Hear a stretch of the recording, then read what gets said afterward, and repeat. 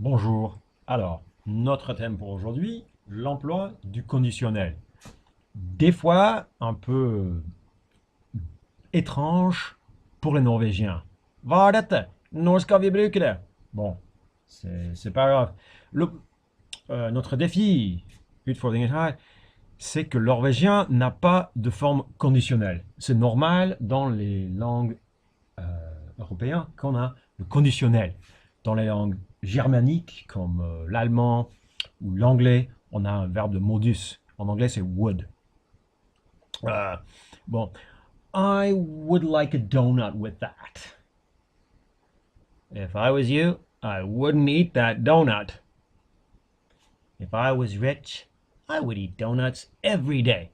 Bon, dans les langues romantiques comme l'italien ou l'espagnol, on a une conjugaison. Så I disse språkene bøyer vi verbet for å danne samme effekt som would en anglais.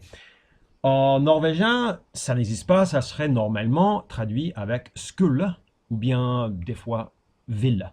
Bon, voyons.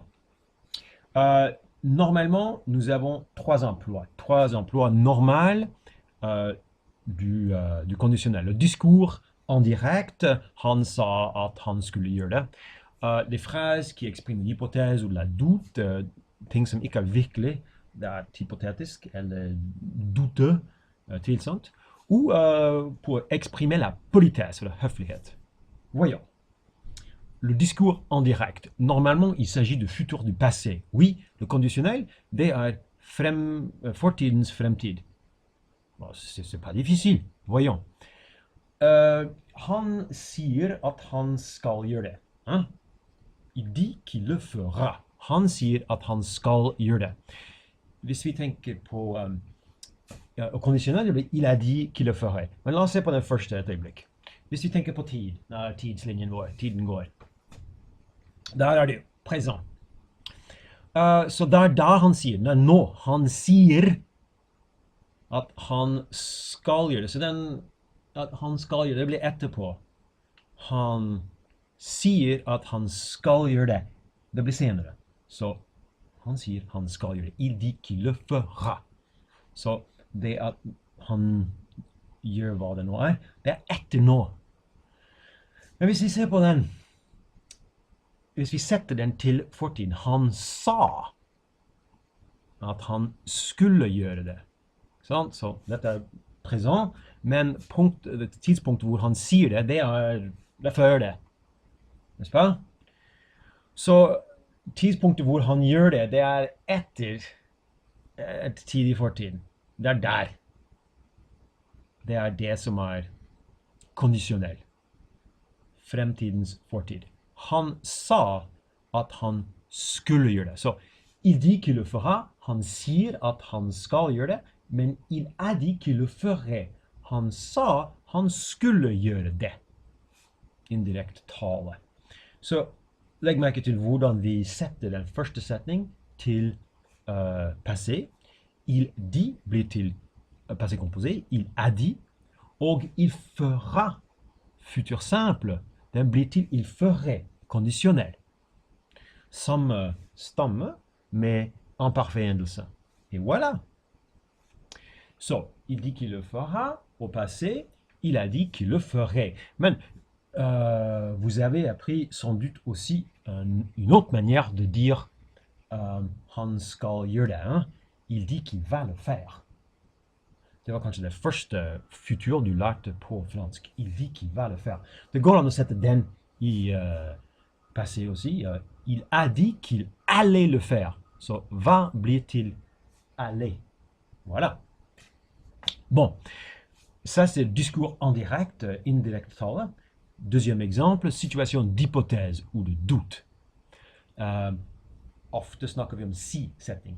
Så si et eller annet, så skal et eller annet.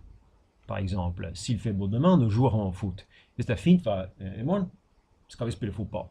En français, si plus présent gir oss futur. Så si plus et verb i présent, da har vi futur. For ting som er mindre aktuelt, så kan vi bruke fortid. Og da bruker vi imparfait, si pluss imparfait, og den hypotetiske resultat blir kondisjonell. Så hvis jeg vant i lotto, skulle jeg kjøpe en bil. Hvis jeg var rik, skulle jeg reise verden rundt. Så si je gagnais au loto, j'achèterais une belle voiture. Hvis jeg vant i lotto, skulle jeg kjøpe en fin bil. Ok? Så si pluss imparfait, kondisjonell.